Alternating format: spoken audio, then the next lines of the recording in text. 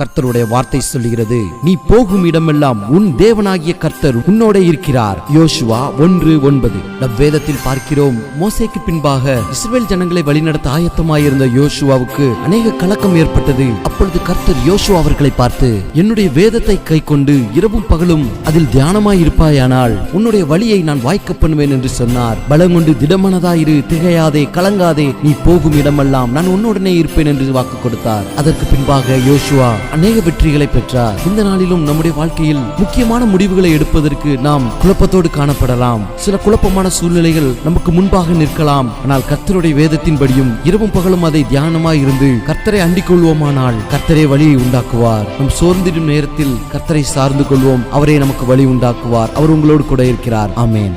என் கூடவே இரும் ஓ இயேசுவே.